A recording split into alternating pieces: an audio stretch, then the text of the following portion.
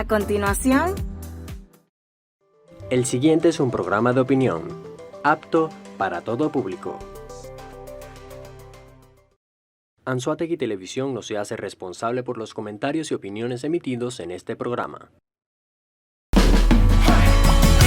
El Mercadito de la Fruta, siempre más cerca de ti, con más alimentos y productos nacionales, más productos importados, con más calidad, más economía. Tú nos conoces, somos los amigos de siempre, en la avenida principal de Lechería, siempre más cerca de ti.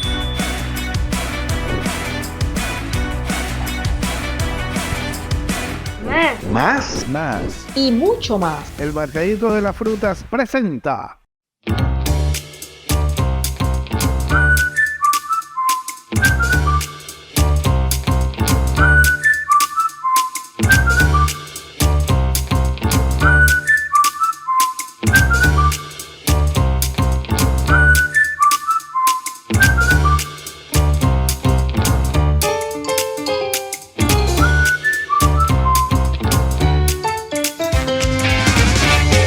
Con Silva Russo, siempre lo nuestro.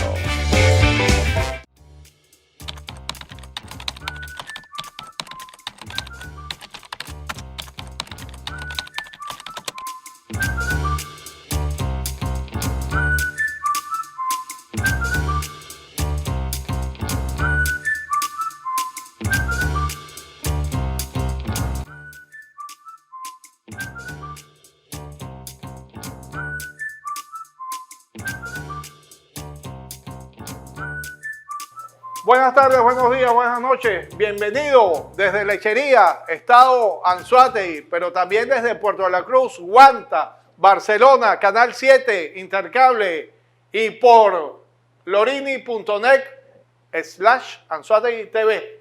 También por nuestro canal YouTube con Silva Russo.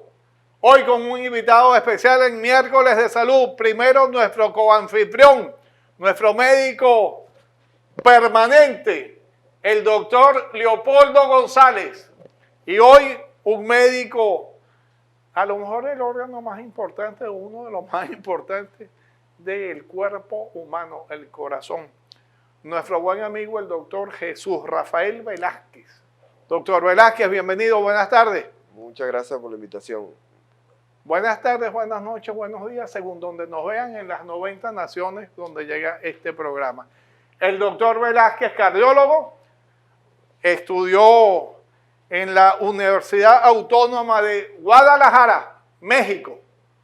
Había una canción polo de Guadalajara, o se llama así. Se llama la canción Guadalajara. Se llama así, doctor. Sumamente famosa, sí, ¿no? Sí. Sí. Con posgrado de cardiología en la Universidad Central de Venezuela, nuestra querida UCB. Doctor Velázquez, bienvenido. La cámara suya es esta mientras yo me siento, así que salude a su audiencia hoy. Muchísimas gracias por la invitación, en verdad un honor estar aquí. Y bueno, agradecido por la ventana que nos brindan para poder llegar a más personas y informarles sobre este tema tan importante como es la salud cardiovascular. Así es. El doctor Velázquez ejerce en la ciudad de Lechería, Puerto de la Cruz, Guanta y Barcelona, que es la zona norte. Pero exactamente, ¿dónde está su consulta, doctor? Estoy específicamente en Lechería. En Lechería. Estamos en Lechería. Diga dónde, abiertamente. Estamos en el Centro Empresarial Mar Pacífico. Trabajamos ahí, gracias a Dios, todos los días, de 7 a 7, de lunes a sábado. ¿Y sus redes, de una vez? Bueno, lo que más trabajo y como herramienta de educación para mis pacientes es el Instagram y es doctor.velázquez. Ahí me pueden ubicar y siempre tenemos información, tips importantes para la salud cardiovascular y la prevención cardiovascular. Muy bien. Doctor Velázquez, Jesús Rafael, a lo mejor en nuestra cultura latinoamericana,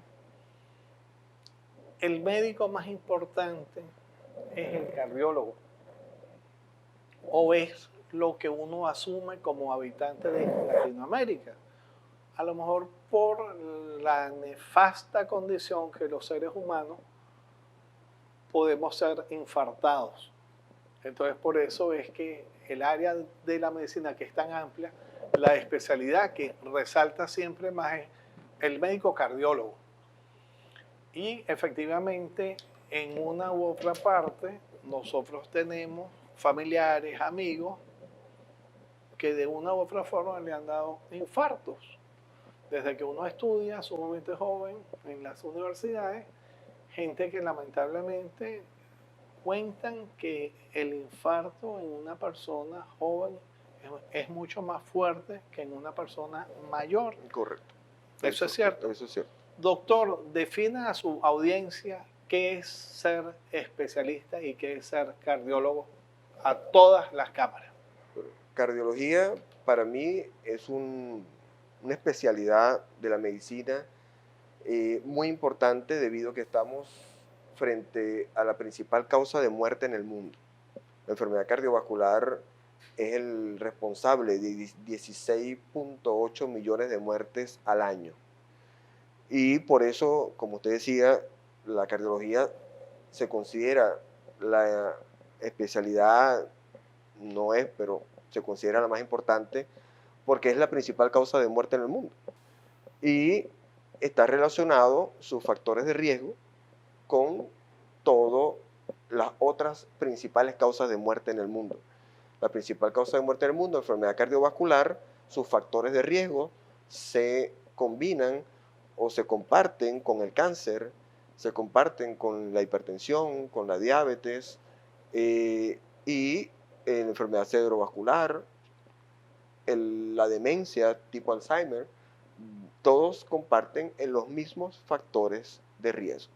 Solo que el corazón es el que más falla cuando están presentes estos factores de riesgo. Entonces, para mí, la enfermedad ser cardiólogo es estar al frente de la campaña más grande que podamos hacer en prevención.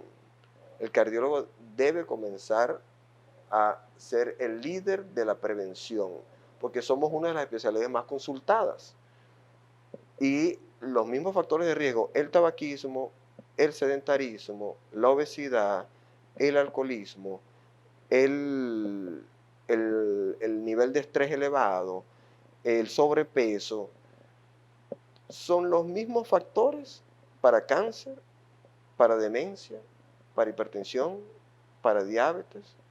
Entonces, somos los más consultados, muchas veces somos los primeros consultados. Entonces, nosotros debemos ser la punta de lanza para incentivar a ese paciente y educar a ese paciente a la prevención. Entonces, la cardiología es una especialidad con mucha responsabilidad, porque el corazón también tiene el pequeño detalle que es muy impredecible. Y la enfermedad cardiovascular es la principal causa de muerte en el mundo porque se conoce como el asesino silencioso. El 50% de los pacientes que ingresan a los hospitales y clínicas en Estados Unidos con un infarto y con un ACV eran hipertensos y no lo sabían. Tenían arterias obstruidas y no lo sabían. Tenían factores de riesgo y no lo sabían. Y como no sienten dolor, como no sienten molestia, no van al médico. Entonces, y cuando ya debutan es con un infarto o debutan es con una ACV. Y por eso la enfermedad cardiovascular es tan peligrosa, porque no avisa. Yo puedo tener ahorita 200, 100 de tensión y sentirme muy bien. Mi cuerpo se adapta a esa tensión. Pero es un paciente que va cruzando la calle y cae. Y dicen, ¿pero qué pasó si él no sufría de nada? Entonces, era porque no sabía que era hipertenso. Y ese es el gran peligro de la enfermedad cardiovascular. Sí. Usted dio con mucha precisión que a nivel mundial hay 16.800.000 fallecidos en un año por ataques cardíacos. Por enfermedad cardiovascular. Sí, señora. En Venezuela existen esas cifras tan exactas. La última cifra oficial del Ministerio de Poder Popular para la Salud es del 2012, si mal no recuerdo. Y Hace una década, perdón. Correcto. Y estábamos en la enfermedad cardiovascular, era el responsable del 32% de las muertes en Venezuela. O sea, número 1.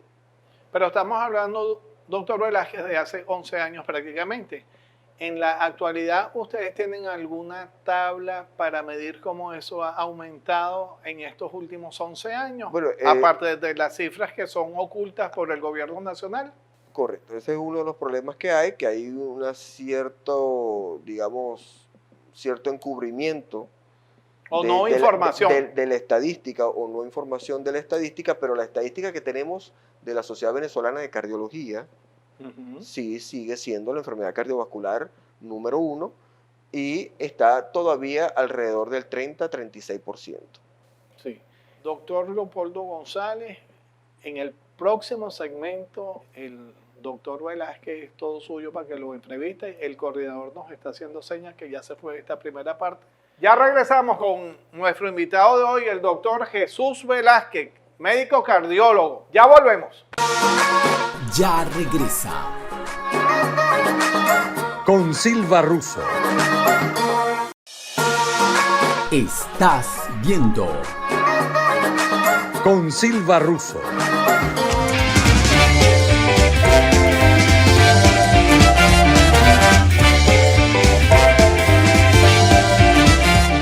De nuevo, de vuelta a nuestro miércoles de salud con nuestro coanfitrión, el doctor Leopoldo González. Como siempre, hoy con un invitado especial, cardiólogo, el doctor Jesús Rafael Velázquez, oriental, con nombre y apellido oriental, egresado en la Universidad Autónoma de Guadalajara, México. Doctor, lo voy a dejar en las sabias manos de su colega, el doctor Leopoldo González, para que entre médicos se hablen. No, Doctor. un honor. Ahora, doctor, usted está hablando de que la responsabilidad del cardiólogo y que tiene que tener un papel preventivo, pero cuando la persona va a su consulta, algunos lo harán de manera responsable para prevenir cualquier condición, pero la gran mayoría ya va con una sintomatología. No es demasiado tarde ya o podemos... ¿Cómo lograr que el médico cardiólogo tenga un rol más preventivo dentro de la sociedad si cuando vamos, lo hablábamos usted y yo detrás de cámara, la cultura de nosotros o la educación que le dieron a la gran mayoría de los médicos en el mundo es una educación curativa? Correcto. Y la educación preventiva, que es el principal pilar para la salud en el mundo, no es tan practicada. ¿Cómo lograr eso? O sea, ¿cómo poder prevenir tantas cosas que podemos hacerlo a través de la consulta de la cardiología? Correcto. Así como la enfermedad cardiovascular es la primera causa de muerte en el mundo, ya hay cifras del Banco Mundial junto con la Organización Mundial de la Salud y trabajo con la Federación Mundial de Cardiología, de que el 80% de esas enfermedades se pueden prevenir. Entonces, pero la prevención entra por la educación. Y la educación en etapas tempranas de la vida. Así como nos bombardearon en algún momento con el uso de mascarilla, lávese las manos y distanciamiento social, se pueden hacer campañas porque ya se vio que resultó. No, todo el mundo se puso mascarilla. Es una pandemia mundial, claro. Todo el mundo, pero la pandemia mundial tiene cifras de 15 millones de muertos. Y el corazón, 15 millones de muertos en los 2 años más duros de la pandemia. Sigue ganando su especialidad. Correcto. Entonces, en 2 años de pandemia, de los 2 años más duros, hubo 15 millones 600 y pico mil muertos según la estadística. Compra 16 millones 800 mil muertos por año. Al año, en un año, claro. Entonces, eso estamos hablando de 36 millones o 34 millones de muertos en 2 años y contra 15. Entonces, una campaña de educación. Cuestión de prioridades, para ¿no? la prevención, correcto. Entonces, ¿pero qué es el problema? El grave problema de la prevención y la educación es que no se ven como no generan recursos. Genera recursos para el país sabio que sabe que una población sana es menos gasto de salud. Pero quien mueve, y sabemos, quien mueve la salud a nivel mundial es la industria. La industria farmacológica. La industria farmacéutica, de todo, de tecnológica y farmacéutica. Entonces, la prevención no interesa. No es negocio. No es negocio. Es negocio para el Estado inteligente que sabe que puede prevenir muchas muertes y muchas incapacidades de personas todavía útiles para trabajar, pero no es negocio desde el punto de vista económico de la industria de que las personas estén más saludables. Fíjense una cosa, doctor, que mucha gente va a decir ahorita, algún televidente va a decir, bueno, pero estos van a entrevistar a un cardiólogo y vamos a hablar de prevención, en vez de hablar del infarto, hay que hacer el valor de un infarto o la hipertensión, pero fíjese, usted está hablando de la prevención. Nosotros aquí en el programa tenemos, y es una cosa que a usted le va a agradar mucho, tenemos una campaña, y lo hemos hablado con todos los médicos, ahora muchísimo más con usted que es cardiólogo, donde decimos, y todas las especialidades que hemos entrevistado, donde decimos que el azúcar es veneno, que el sedentarismo es peligrosísimo, que la obesidad es peligrosa, que los malos hábitos alimenticios, que el no dormir bien y el mal manejo del estrés nos van a llevar a enfermarnos de cualquier tipo de enfermedad posible. O sea, de verdad, y en todas las enfermedades, todas las especialidades que hemos entrevistado, a todos los colegas, le hemos dicho lo mismo y siempre dicen, sí, claro, eso tiene que ver con mi especialidad por esto y por esto. Correcto. En la cardiología, ¿qué debe hacer un paciente para prevenir su enfermedad? ¿Tiene que hacer ejercicio? Indiscutiblemente. ¿Tiene que tener un mejor manejo del estrés? Eso es primordial. Tiene que alimentarse bien. Es la base de todo. Entonces, usted dice llevar la prevención a nivel educativo. A nivel educativo estamos hablando de una campaña. Puede llegar eso a los colegios, puede llegar esa educación a los centros educativos. Sí, puede llegar y se puede adaptar la educación.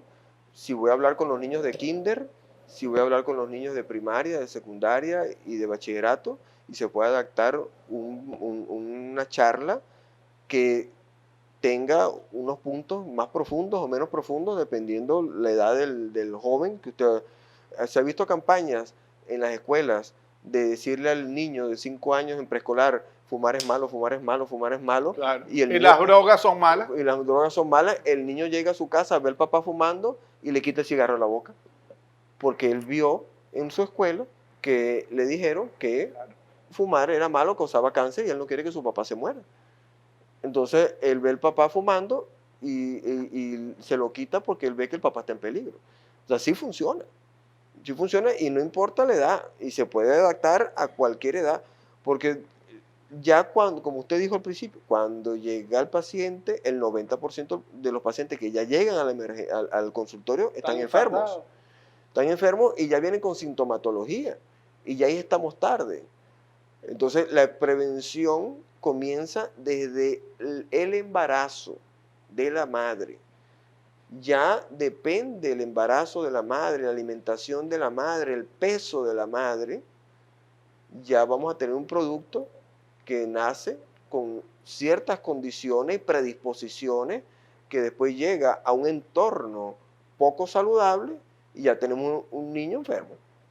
Doctor, como todo es prevención, pero como dice Polo, no existen campañas, como dice usted, no hay la educación. No hay edad para comenzar a cuidarse. Por ejemplo, una persona no se cuidó durante los primeros 40 años de su vida, pero comenzó a cuidarse después de los 40 años. Esa situación puede reversar estos 20 o 30 años que se maltrató al organismo y esos 30, 40 años más que pueda vivir, puede ser mejorando su calidad de vida.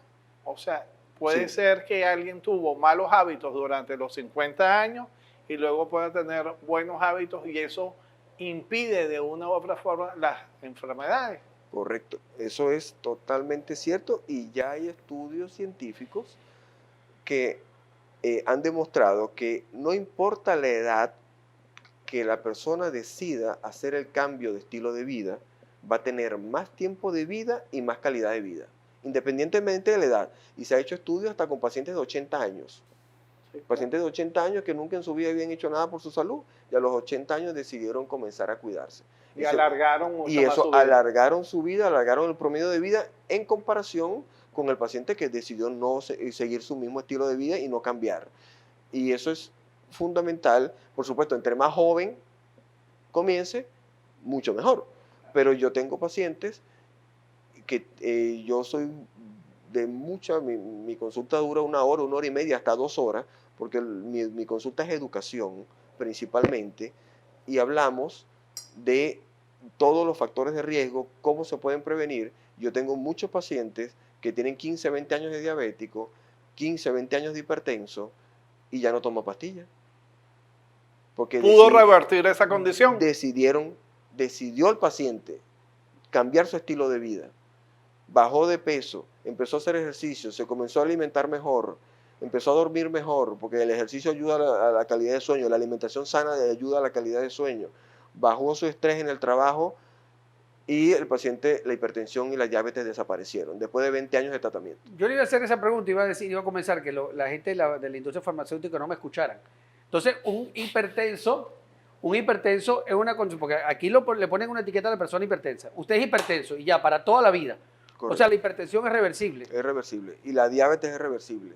Y la dislipidemia, el colesterol y triglicéridos es reversible.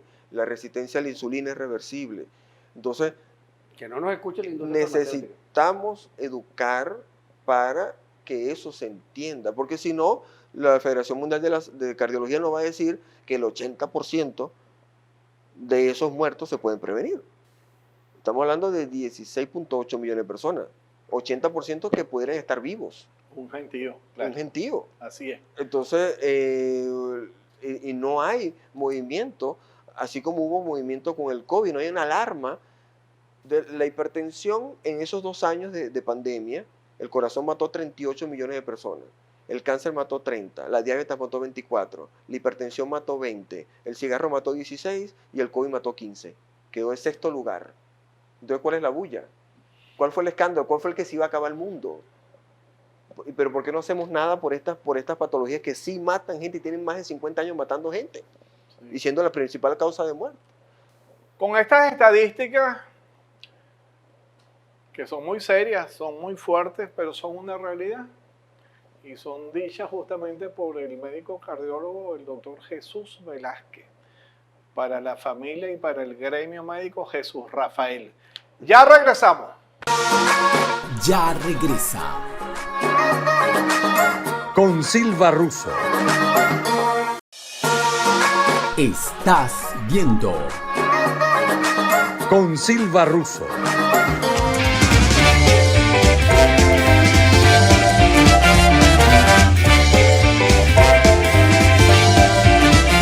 De vuelta con nuestro invitado en el día de hoy, miércoles de salud, con nuestro coanfitrión, el doctor Leopoldo González, como invitado al médico cardiólogo Jesús Rafael Velázquez. Doctor González, su pregunta. Doctor, estamos en pleno siglo XXI. Está ahorita un boom de la inteligencia artificial y de grandes avances. De hace unos 10 años para acá, el mundo ha cambiado muchísimas cosas con los avances tecnológicos, ¿no? La medicina no escapa de eso, la ingeniería médica no escapa de eso. Y bueno, en temas curativos ha avanzado muchísimo. La cardiología es uno de los que ha experimentado grandes avances. Esos avances ahorita que se han ido dando y todavía sigue siendo las enfermedades cardiovasculares la primera causa de muerte. ¿Qué quiere decir esto? Que las demás especialidades han avanzado más que la cardiología en cuanto a tecnología, o que la prevención es la base angular de todo y tiene parte fundamental en las enfermedades cardiovasculares. Por supuesto. La respuesta es la prevención para la enfermedad cardiovascular es lo más importante, porque normalmente el paciente cuando llega a la emergencia ya llega muerto o llega con una discapacidad importante por un ACV o un infarto masivo, y por la razón de ser una enfermedad silenciosa. Entonces, por eso es que la prevención es indispensable. Y para yo poder prevenir o evitar, yo tengo que tener conocimiento. Entonces, yo necesito educar a mi población para que mi población entienda el peligro, sepa qué enemigo se está enfrentando y que tomen las previsiones adecuadas para no caer en esto. Porque es verdad lo que usted dice. La cardiología es la principal causa de muerte en el mundo y por eso recibe más recursos que ninguna otra especialidad. Pero Porque sigue siendo la primera causa. Pero sigue siendo la primera causa. Y inventamos dispositivos, inventamos electroestimulación, inventamos cirugías cardiovasculares, endovasculares, sin tener que abrirle el Mínimamente pecho al invasiva, paciente, procedimientos mínimamente invasivos. Y con todo eso sigue siendo la primera causa de muerte en el mundo. En algunos países del primer mundo, de altos recursos económicos, se ha logrado estabilizar, no disminuir, pero se ha logrado estabilizar. Pero en la gran mayoría del mundo, y sobre todo en los países de tercer mundo y en vías de desarrollo, la enfermedad cardiovascular sigue en ascenso impresionante. Y con ella arrastra la demencia, con ella arrastra el cáncer, con ella arrastra la diabetes, porque comparten los mismos factores de riesgo. Antes las personas se morían más por hambre, ahora las personas se están muriendo más por comer de más. Desde el 2013 para acá hay más muertos por obesidad que por desnutrición. Entonces estamos comiendo de más, estamos comiendo mal y ya no nos morimos de hambre, pero ahora nos morimos más por comer de más, pero comer mal. Tuvimos un endocrino como entrevistada Sí, cómo no, acá. y dijo que, Sí. que la pandemia que tenemos hoy en el mundo es la obesidad. La obesidad es la pandemia porque es la generadora de gran cantidad de mortalidad. Entonces, cuando usted ve, no, que ya el paciente obeso es un paciente inflamado, con una alimentación inadecuada, y entonces empieza poco a poco hígado graso, resistencia a la insulina, diabetes, hipertensión. ¿Eso es reversible, Ya. todo eso es lo que usted habla? Cuando se ataca a tiempo, sí. Aunque ese paciente tenga 30, 40, 50 años. Sí, porque lo Es reversible. lo hemos visto con la cirugía bariátrica. Yo trabajo en un equipo donde soy cardiólogo del equipo de cirugía bariátrica, y en ese equipo vemos cómo el paciente de 160 kilos se opera, pierde 40, hace un cambio de estilo de vida, nutricionista, psicólogo, endocrinólogo, cardiólogo, y el paciente desaparecen los factores de riesgo, el corazón regresa a su tamaño normal, los valores se disminuyen y ese paciente mejora mejora y va a tener Esa una reversión. sobrevida excelente. Claro. Doctor, hay ciertas enfermedades o ciertos casos en tal o cual área. Para los que hemos tenido la experiencia de amistades, familiares, etcétera, etcétera, cuando alguien es infartado, cuando un paciente llega por un infarto, las opciones que los médicos dan es que se pongan unos stents. Los stents, no sé cómo están ahorita en cuanto a los costos, pero siempre ha sido algo sumamente costoso. Sí. Que si eran medicados los stents, que los no medicados, etcétera, etcétera. Y la misma búsqueda de la vía por donde anda tapada la arteria, etcétera, etcétera, con los nuevos aparatos novedosísimos que hay. Siempre esa especialidad, de una u otra forma, para los pacientes es algo costosa. Y en los hospitales públicos, ¿cómo funciona la dinámica en cuanto tienen los stents, tienen todos los aparatos de nueva generación que hacen falta? Porque lo que dice Polo es cierto, hay una nueva generación de aparatos que están al 100% junto con la ciencia en los últimos avances. Pero para un mortal venezolano, donde nos están viendo, se le hace fácil manejar la cura a través de unos stent o de lo que los médicos puedan aconsejar? Correcto. El deber ser es que todo paciente que ingrese a la emergencia de cualquier clínica u hospital del mundo con un dolor en el pecho, tiene que tener listo un interrogatorio y el primer electrocardiograma y toma de muestra de sangre en los primeros 10 minutos. Si se demuestra que ese paciente tiene un infarto, el paciente debe estar en la sala de hemodinamia haciendo la desobstrucción de la arteria y colocando el stent en menos de 60 minutos de su llegada al hospital. ¿Y en Venezuela eso existe, doctor? No existe. Ese es el deber ser. Es el deber ser lo que nos enseñan en las guías de la Sociedad Americana y de la Sociedad Europea de Cardiología. No, ellos han logrado hasta llamada balón, o sea, que se llama la llamada al 911, y que el paciente tenga la arteria destapada en menos de 60 minutos. Desde que se hace la llamada de la ambulancia, va, lo busca, lo lleva para el hospital y destapan la arteria en menos de 60 minutos.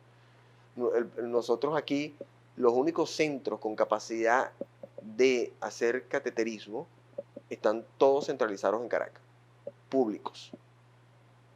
Entonces, aquí por supuesto no hay la capacidad de hacer eso. Hay estudios que dicen que si no tienes disponible el cateterismo, puedes hacer trombolisis, que es destrucción del coágulo con fármacos por la arteria, perdón, por la vena, pero el fármaco que estamos usando aquí es estreptoquinasa, que es un fármaco de los años 70, 80. Los nuevos fármacos, que son los inhibidores de RTPA, en Venezuela son sumamente costosos y solo pocas clínicas privadas lo tienen. Estamos hablando de fármacos que sobrepasan los $1.500 el frasquito. Entonces, no tenemos ni el cateterismo para hacerlo en 60 minutos, ni tenemos los fármacos de última generación. Entonces, por eso es que mi insistencia en la consulta es la prevención. Porque cuando el paciente me llama a las 2 de la mañana que tiene un dolor en el pecho, que va saliendo para la clínica, a mí también me empieza a dar dolor en el pecho. Claro. Porque yo sé que voy a llegar a la clínica y no voy a tener los recursos para hacer el procedimiento de inmediato como debe ser.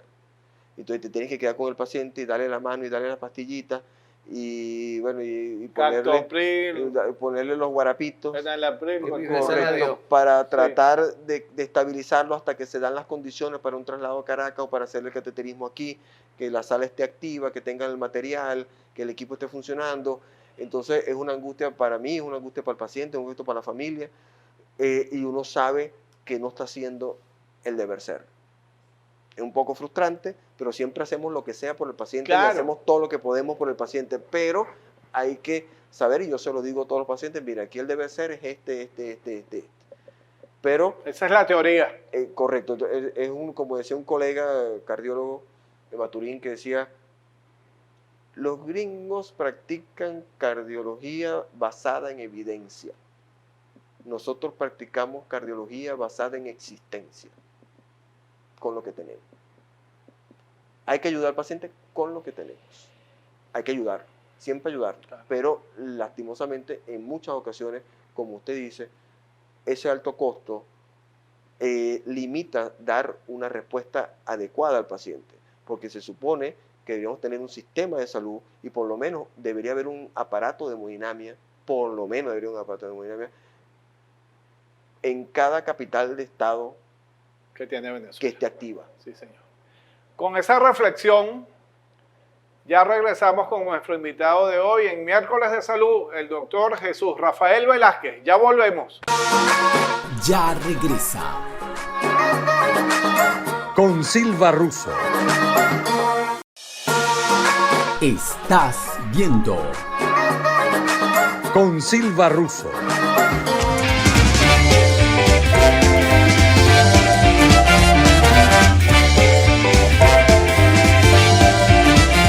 De vuelta con nuestro invitado de hoy, el cardiólogo, el doctor Jesús Rafael Velázquez. y con nuestro coanfitrión, el doctor Leopoldo González. Doctor Velázquez, usted estaba antes hablando, sumamente serio, de una realidad, pero yo enfoco que su opinión va más hacia las clínicas privadas. Y sin embargo, es un riesgo lo que usted enfocó también. Puede haber que no existan estén, que sí existan. Los hospitales públicos, todos sabemos que no están adecuados por múltiples causas. Hiperinflación, presupuesto, administración, etcétera, etcétera. Pero ¿qué queda para el pueblo cuando a alguien le pasa algo a nivel de su especialidad? Y la realidad venezolana es esa la que usted describe perfectamente, pero súmale a eso, no tengo el dinero, nadie tiene el dinero, no tengo transporte, porque no tengo gasolina, no tengo luz en el hospital, no tengo planta eléctrica, no hay insumos, no hay personal y hay 2.000 emergencias a la vez de cualquier especialidad. ¿Cómo uno como médico, usted que es un médico serio, profesional, que hizo su juramento hipocrático, cómo se enfrenta a un paciente? ¿Qué le puede decir a un paciente que no cuenta ni con los recursos o cuenta con un seguro, pero la clave no la activo porque no me la pueden dar y no te atiendo en una clínica privada? Esa es nuestra realidad. Correcto. Es una realidad realmente desagradable, antipática, pero es la realidad. ¿Cómo enfrentar su día a día? ¿Usted ejerce en un hospital público, doctor? No, yo justamente por eso dejé de ejercer en el hospital público, porque mi salud mental estaba comprometida, porque no hay nada más frustrante para un médico de tener el paciente al frente, saber qué hacer, saber que le puede salvar la vida, pero no tienes con qué. Ni tú para ofrecerle y el paciente tampoco tiene los recursos. Entonces eso a nivel psicológico de la persona que hizo, como usted dice, el juramento, no tener los recursos, saber qué hacer, el paciente se está muriendo, te agarra la mano, doctor, no me deje morir, y no poderle ofrecer nada, sino aguantar la respiración, aguantarle la mano hasta que deje de respirar, eso es lo peor que le puede pasar a un médico. Y eso no pasa una sola vez, eso pasa todos los días, todos los días, todos los días lo mismo, ver morir, ver morir, ver morir. Y eso no es sano para ningún médico. Y ningún médico se merece eso. Nosotros deberíamos estar en un país donde usted trabaje en un hospital con todos los juguetes y usted no tenga que saber, usted no, ni pendiente de si el paciente tiene, si no tiene, si tiene seguro, si no tiene seguro.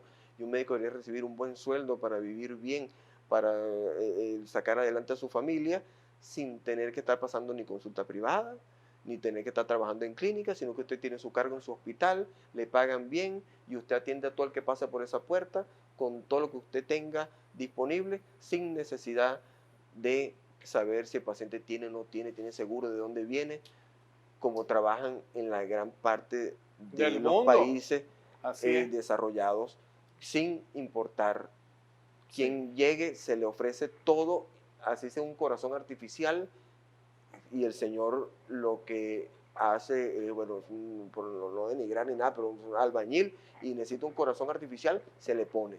Y viene el presidente de una empresa y se le pone, necesita un corazón artificial y también se le pone.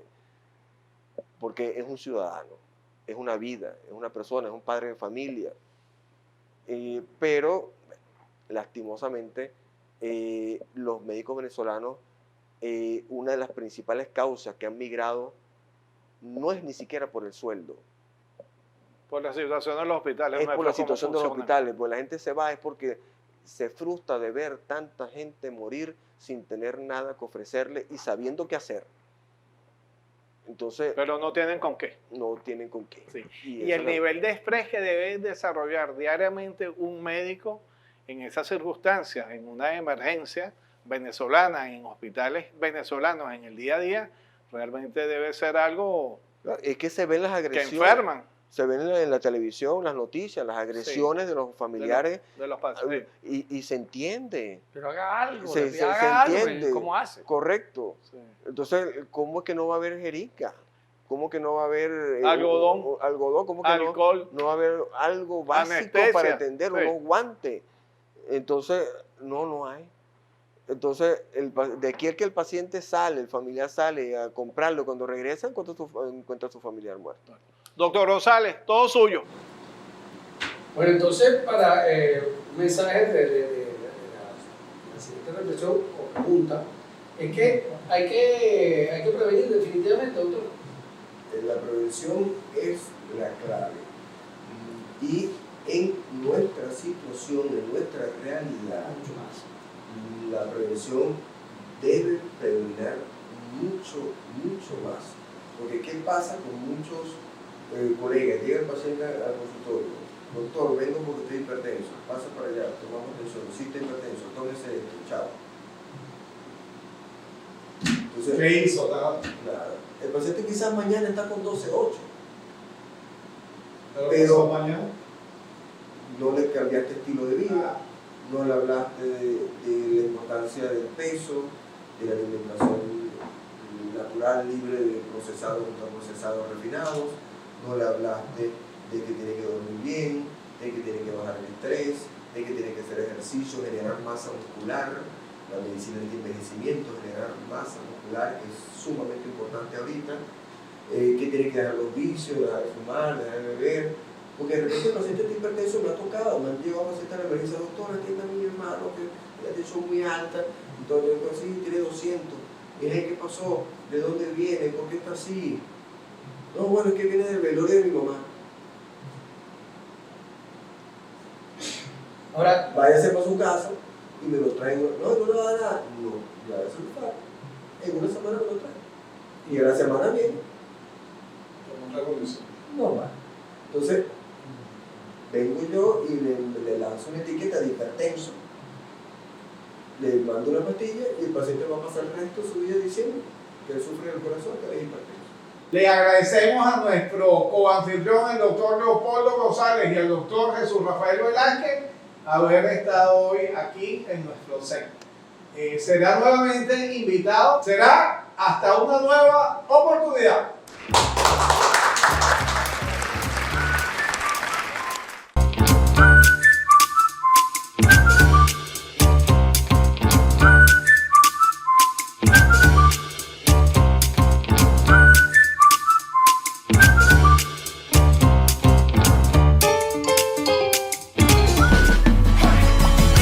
El mercadito de la fruta, siempre más cerca de ti, con más alimentos y productos nacionales, más productos importados, con más calidad, más economía. Tú nos conoces, somos los amigos de siempre, en la avenida principal de Lechería, siempre más cerca de ti.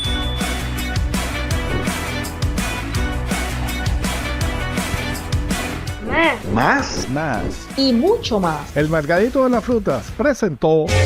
Con Silva Russo, siempre lo nuestro.